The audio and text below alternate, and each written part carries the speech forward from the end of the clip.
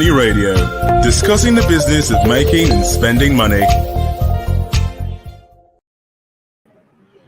It's a warm welcome to all of you following us on Leadership TV. This is your favorite program, Money Radio, and this is the National Economy segment of the program. Today we're discussing a topic that says how functional commodities exchange can boost Nigeria's foreign exchange earnings. How functional commodities exchange can boost Nigeria's foreign exchange earnings. My name is Case Hammond, and in the studio with me is Mr. Anthony Oku. So you're welcome. You came. Yes. And over the next 28 minutes, we're going to discuss this program.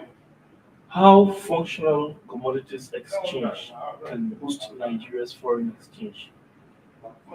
What's your take?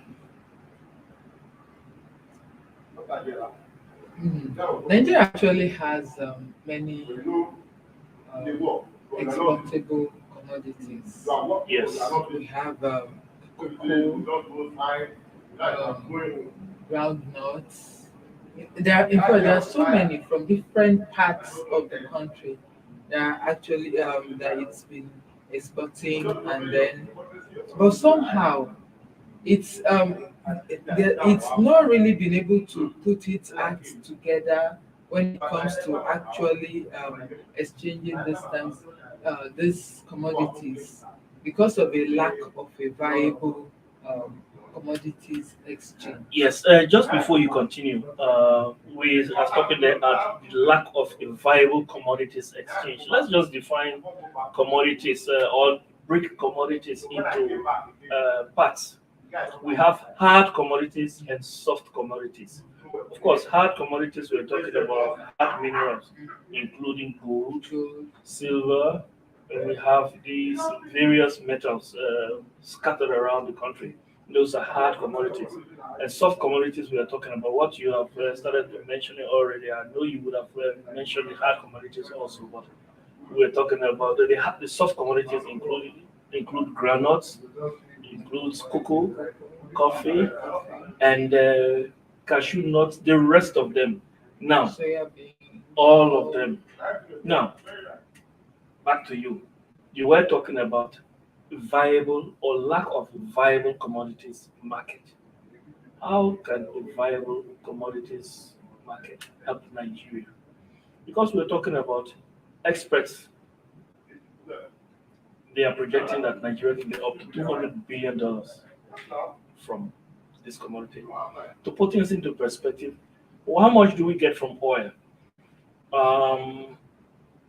Take for example, let's put 2019 into consideration or under the spotlight. 2019, Nigeria, from the sale of Nigeria's crude oil, Nigeria got somewhere around $48 billion. But out of that $48 billion, 66 to 67% went to the international oil companies, the IOCs. About 33% came to the federal government. That means Nigeria got something about 16 to 17 billion dollars from oil. That's just to put things into perspective. And the experts here are saying Nigeria could make up to 200 billion annually. Let's talk about that. How can commodities exchange assist Nigeria to get that much money? Like we've noted, these commodities, both the hard and the soft one, they need somewhere for them to be exchanged. Somewhere where those who produce them will meet those who want to buy them, and then there will be the prescribed how they should be the commodities will have to meet some certain specifications, Yes. which will be prescribed by an exchange. And sometimes with also some of these commodities, many of these commodities are actually bought or paid for even before they are out, like when we're looking in terms of the Futures market, yeah. Yes, and all of this, with this, it opens up um, the market, it opens up um, the exchange of these commodities and allows free transfers. And for the people who are the farmers or the miners or those who engage in getting out those commodities to get fair value at all times for their commodities, and in so doing it enhances what they earn from it. Yeah, you make beautiful points there. There's something I wanted us to consider. A number of bodies and a number of economists, and I would add stakeholders, have been of the opinion that much of Nigeria's commodities get spoiled on the ports, at the ports. Why? Standards Organization of Nigeria is supposed to be there to make sure that standards are followed. Um, National Orientation Agency is supposed to be there to make sure that people are aware of what they are trading in, or stuff like that. Additionally,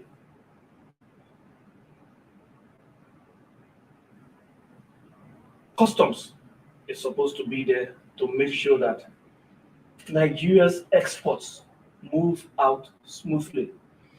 But the situation where you find Nigeria's exports perishing, soft commodities that we're talking about here, perishing at the ports, that leaves much to be desired.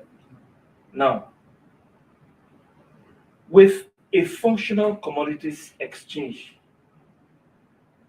could these anomalies, these areas where Nigeria is found wanting, or the bodies that are supposed to be making sure that these commodities are shipped out without hassles, can a commodities exchange fit in for those agencies, those bodies, to make sure that their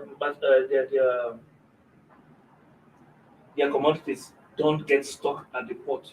Is there any way the commodities exchange can facilitate free movement of Nigeria's soft commodities? Well, I am not very conversant with, other than how the transactions that take place Yeah, within. I asked the question because you mentioned something like Nigeria, like bodies that are not. Think, you talked about futures market, yes, and with futures market, of course, let's define what futures market is. Um, you are selling or you are growing yam, and a buyer comes to say, look, in about 3 months from now, when your yam is mature, I would like to have 2 tons to myself. I would like to have 3 tons, 3 metric tons of your corn. Yeah. I would like to have 4 bushels of, just like that. Yeah. And at the time, there may even be a date set. And at that particular time, you come and your products are ready. You just take them out. Maybe with a commodities market, since it is a futures market, Yeah. all of those things will be put in place Put and in place smoothing and- the process. yes. Don't you think so? Of course, that's what the commodities exchange does. Yes. Handling these features, knowing about price trends, both internationally for all of these commodities, and ensuring that um, every party to the transaction gets It's proper benefit. Yes, it's Yeah. proper benefit. However, on how it relates to getting those commodities out to the ports and on time, I'm not aware of how the um, exchange itself, the commodities exchange, will facilitate what happens at the port. I believe uh, they would still have to go through Yeah, some proper checks. yes, Yes, but before we go to that, you mentioned something just now that I would like to pick on. You talk about price trend. Many times, our farmers, our local farmers, yes, feel cheated of course. because of, I would say, middlemen. Mhm. Middlemen come and they will see a bag of groundnuts Yeah. here that is, maybe they will pay something like, say, let's give a guess. Say 10,000 naira, he pays the farmer Yeah. for a bag of groundnut. Yes. And then the farmer gets to realize that, oh, that bag of groundnut this man got from you, he sold it for 50,000 naira. If you are the farmer, you tend to feel cheated. Of course. After all, you are the one who bought fertilizer, Mhm. you bought land or you rented land, Mhm. you rented some tools, and then you put in your effort, your farming strength, and all of your Yes. strength, day and night. You know, I'll say day and night because sometimes you see farmers at night going to look for, they turn to be watchmen. Mm. Yes, day and night you are out there looking after your farm, and then after putting in all that effort, somebody comes to buy your bag of granite for 10,000 naira, and then you hear that he sold it for 50,000 naira. That is discouraging. So, Sometimes they don't even get to hear, but yes, of course, since they are not getting fair value for their product, it means it will impact negatively on their continuous yes. viability. If I were the one, I wouldn't continue like that because I would feel cheated. Just like we say in popular parlance, monkey walk, babu chop. That is babu chopping. Mhm. So, having said that, now, when I went to Ethiopia some close to a decade ago, I was privileged to visit their commodities exchange. And there I saw, I don't know how it works, but I saw pricing and I saw scales. Yeah. And I interviewed the director general of that commodities market. He granted me an interview and he told me that all the farmer needs to do is to make sure that his product gets to that commodities exchange. And of course, that was the one in Addis Ababa, Mm. but they had branches of those commodities exchange in the hinterland. So all these people needed to do was to make sure their commodities get To the exchange. to the exchange. And once that is done, it is processed. That is why I am of the opinion it kind of avoids is a way of blocking off, or there are Middlemen. yes, some other bureaucratic bottlenecks that Yes. may be in a way of these commodities that may be avoided by an exchange. Yes. Because I think to buy those products from the farmer out there, they have to reach a certain standard, yes, before the commodities exchange can It's like, accept those commodities. If not, they will be operating at a loss. Mhm. So I tend to agree with these people, the experts who said Nigeria can get up to 200 billion because much is lost out there. When you go to the villages, I don't know, you are not a village person, otherwise, I would have given you some instances. But when you go to the village, am I lying? You are not a village person, you are a city lady. So, when you go to the villages, you see tons of food that spoil during harvest. Take, for example, this mango season, go to the villages, you see them rotting. yes. So, could a commodities exchange fit in that gap where maybe the commodities they could. I'm not talking necessarily of selling to a foreign market, markets. but the local market. Can the commodities exchange fit in that gap? Of course, sometimes these the farmers, they only know the so many people, if I can say that, so many avenues whereby they can sell their products. Mm-hmm. But with a commodities market in place and close to them, they can have a wide range of people who come there to buy, like where regional offices are also engaged. Even from the center, they would be able to know which areas, because when buyers come to them, maybe at the city or at the head office, headquarters, and then they have regional offices everywhere, they would know where those commodities are available.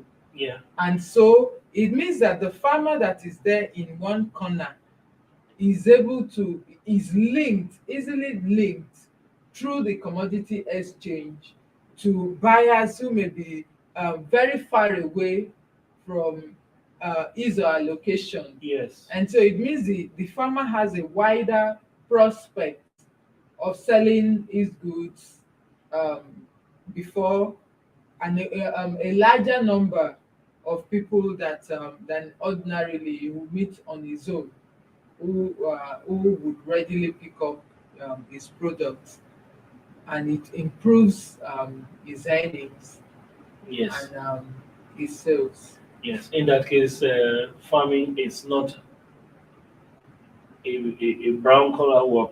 It becomes um, a work something somebody can be proud of. Of course. We'll take a short break, and when we come back, we want to discuss some of those commodities that can easily be sold out there that are perishing on Nigeria's soil simply because of a lack of commodities exchange. Stay tuned, listeners.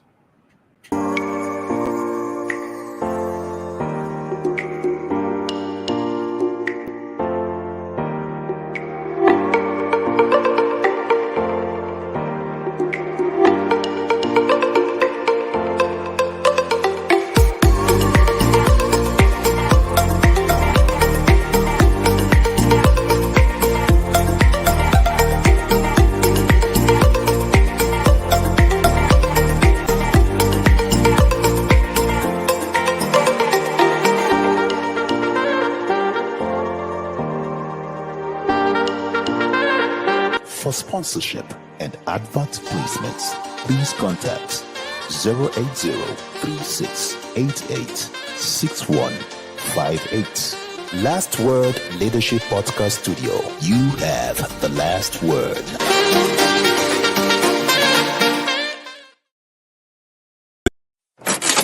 Money Radio, discussing the business of making and spending money.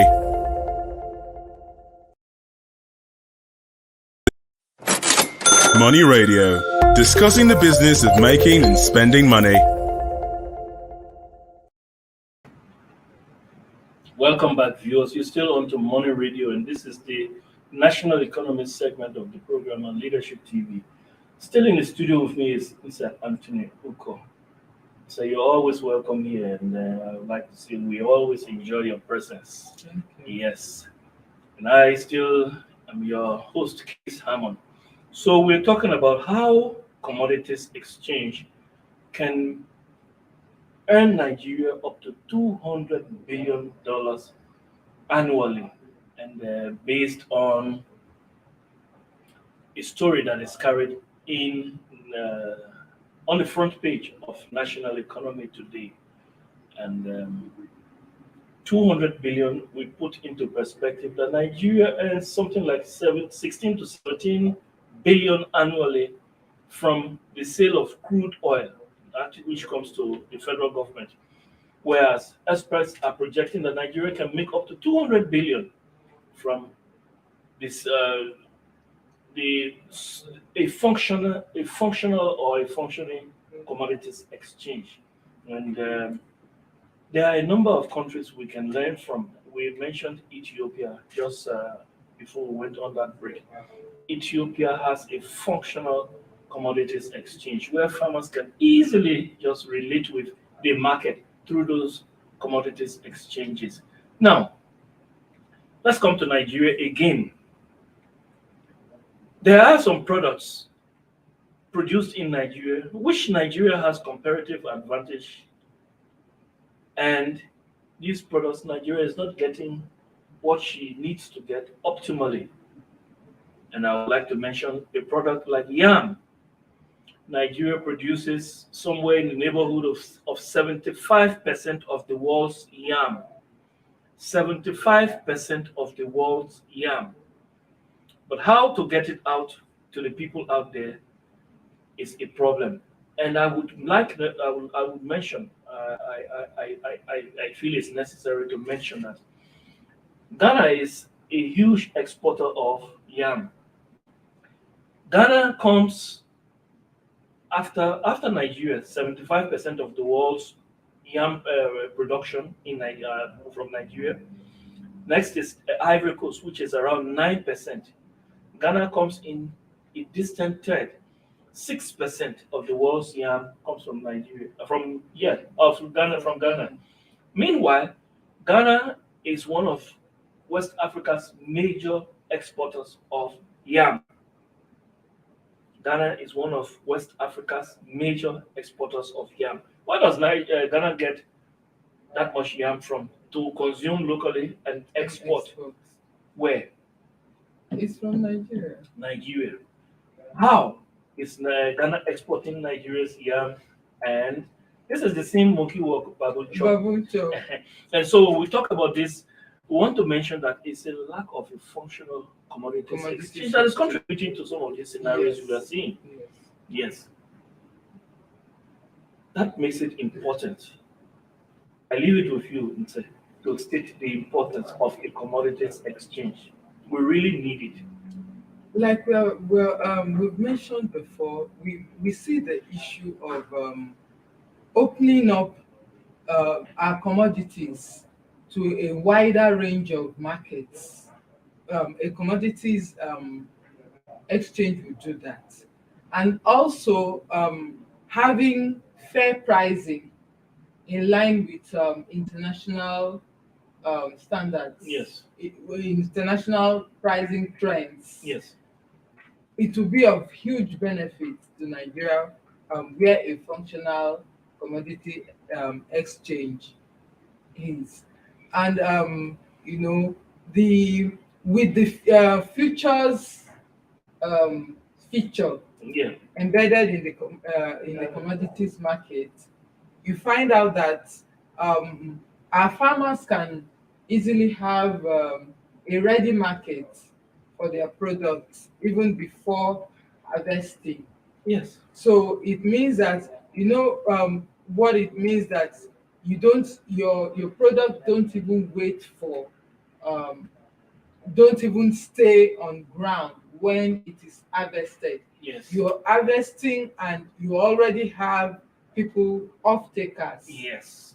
A ready market through the commodities exchange, and a host of other benefits where you begin to it also smoothens relationships even with other countries, because the farmer now wouldn't be dealing with the sellers as an individual. Rather, it will be institution to institution, eye to eye. Yes. So at that level, a lot of issues that work that doesn't work beneficially for the farmers are taken care of. Exactly. And at the end of the day, the farmers are better off. The farmers are better off. So just imagine this. I think a commodities market will motivate Nigerian farmers to produce more. Yes. Now, let's paint this scenario. A farmer here who is planting yam, Mm-hmm. and he plants 1,000 heads of yam, and he's expecting 1,000 tubers Yes. of yam. And he knows that there is a buyer out there who has come and said, look, with this your farm, and you are expecting 1,000 tubers of yam from this small plot of your farm. When it matures in 3 or 4 months, I would like to buy everything. Yes. That farmer expecting 1,000 tubers at the rate of 1,000 naira. That is 1,000,000 naira. Isn't that so? If a farmer knows that after 3 months he's getting 1,000,000 naira, I can assure you that farmer, by the time he's getting this 1,000,000, he's already thinking about how to acquire land or how to rent land Yes. to produce more, because he wants to be as rich as 3 million naira by the next By the harvest next- season. yes. And then before you know it again, the other person is thinking, how can I increase again or triple or quadruple my production? Yes. That's the way people begin to produce, and that's the way countries become self-sufficient in the production of food and become net exporters. The incentive is there, and once that incentive is there, of course, people will go to work. Where you know you are producing only for your family to eat, and the rest may spoil, or the rest may just be bought at a giveaway price. Giveaway It doesn't price. encourage Yes, of production. It discourages production, and it leaves a country poor. It leaves a country dependent on foreign importation of food, Like Nigeria has been doing. like Nigeria has been doing. And there are many products out there. You know, cassava. I don't know if the Chinese produce cassava. I don't know. But the Chinese export gari to Nigeria.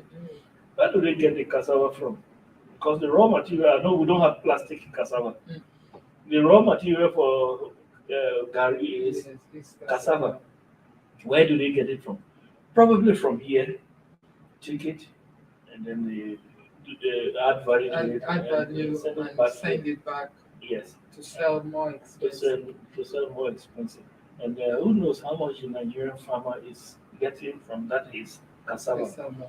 Mhm. Before you know it, we've been talking about cassava flour up and down. Of course, the price of wheat has gone up Yes. as a result of this Russia Russian war. Ukraine crisis. Before you know it, the Chinese may actually perfect their acts on the production of cassava flour. Of course, yes, because the federal government have been talking about this issue of wheat substituting wheat um, with cassava, Yes. and they've been working on it.